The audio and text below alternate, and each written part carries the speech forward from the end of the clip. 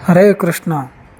ಪ್ರಕೃತಿಯ ಗುಣಗಳಿಂದ ಮೋಹಿತರಾದವರು ಗುಣಗಳ ಮೂಲಕ ನಡೆಯುವ ಕರ್ಮಗಳಲ್ಲಿ ಆಸಕ್ತರಾಗಿರುತ್ತಾರೆ.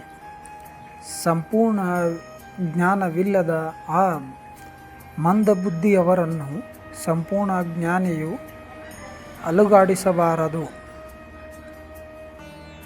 ಜ್ಞಾನವಿಲ್ಲದವರು ನಾನೇ ಮಾಡುತ್ತೇನೆ ಎಂಬ ಭ್ರಮೆಯಲ್ಲಿ ಕರ್ಮಗಳಲ್ಲಿ ಬಂಧಿತರಾಗಿರುತ್ತಾರೆ. ಜ್ಞಾನಿಯು ಅವರನ್ನು ಗೊಂದಲಗೊಳಿಸದೆ ನಿಧಾನವಾಗಿ ಸತ್ಯದ ಮಾರ್ಗದತ್ತ ನಡೆಯಬೇಕು. ಭೌತಿಕ ಗುರುತಿಸುವಿಕೆ ಮೂರ್ಖರಾಗಿ ನಿರತರಾಗಿರುತ್ತಾರೆ.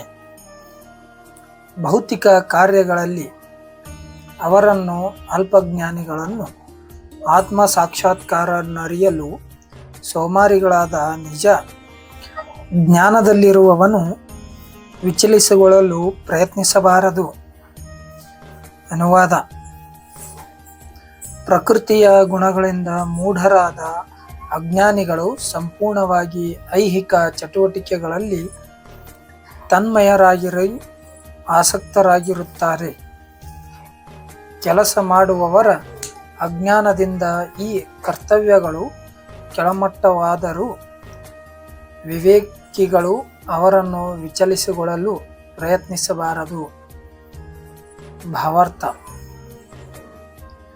ತಿಳುವಳಿಕೆ ಇಲ್ಲದವರು ಸ್ಥೂಲ ಐಹಿಕ ಪ್ರಜ್ಞೆಯೊಂದಿಗೆ ತಮ್ಮನ್ನು ತಪ್ಪಾಗಿ ಗುರುತಿಸಿಕೊಳ್ಳುತ್ತಾರೆ ಮತ್ತು ಐಹಿಕ ಉಪಾಧಿಗಳಿಂದ ತುಂಬಿ ಹೋಗಿರುತ್ತಾರೆ.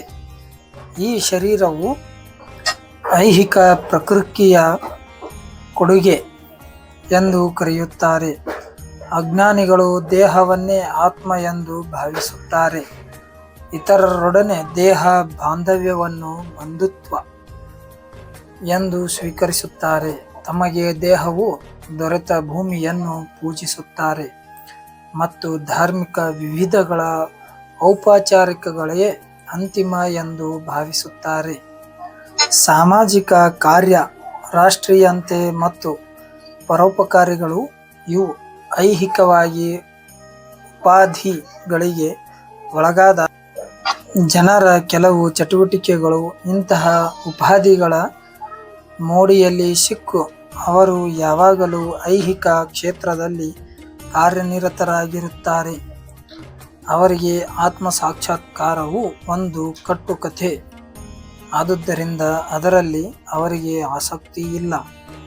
ಆದರೆ ಆಧ್ಯಾತ್ಮಿಕ ಬದುಕಿನಲ್ಲಿ ತಿಳುವಳಿಕೆ ಇರುವವರು ಹೀಗೆ ಐಹಿಕವಾಗಿ ತನ್ಮಯರಾಗಿರುವ ಜನರ ಮನಸ್ಸನ್ನು ಕ್ಷೋಭೆಗೊಳಿಸಲು ಪ್ರಯತ್ನಿಸಬಾರದು. ತಮ್ಮ ಆಧ್ಯಾತ್ಮಿಕ ಚಟುವಟಿಕೆಗಳನ್ನು ಸದ್ದಿಲ್ಲದೆ ಮುಂದುವರಿಸಿಕೊಂಡು ಹೋಗುವುದು ಉತ್ತಮ. ಹೀಗೆ ದಿಗ್ಭ್ರಾಂತಿಗೊಂಡ ಜನರನ್ನು ಅಹಿಂಸೆಯಂತಹ ಬದುಕಿನ ಮೂಲ ನೈತಿಕ ತತ್ವಗಳಲ್ಲಿ ಮತ್ತು ಇಂತಹವೇ ಐಹಿಕ ಕಲ್ಯಾಣ ಕಾರ್ಯದಲ್ಲಿ ತೊಡಗಿಸಬೇಕು. ಅಜ್ಞಾನಿಗಳಾದವರು ಶ್ರೀಕೃಷ್ಣ ಪ್ರಜ್ಞೆಯಲ್ಲಿ ಚಟುವಟಿಕೆಗಳನ್ನು ಮೆಚ್ಚಿಕೊಳ್ಳಲಾರರು. ಆದುದರಿಂದ ಅವರನ್ನು ಕ್ಷೋಭೆಗೊಳಿಸಲು ಅಮೂಲ್ಯವಾದ ಸಮಯವನ್ನು ವ್ಯರ್ಥ ಮಾಡಬಾರದು ಎಂದು ಶ್ರೀಕೃಷ್ಣನು ನಮಗೆ ಬೋಧಿಸುತ್ತಾರೆ.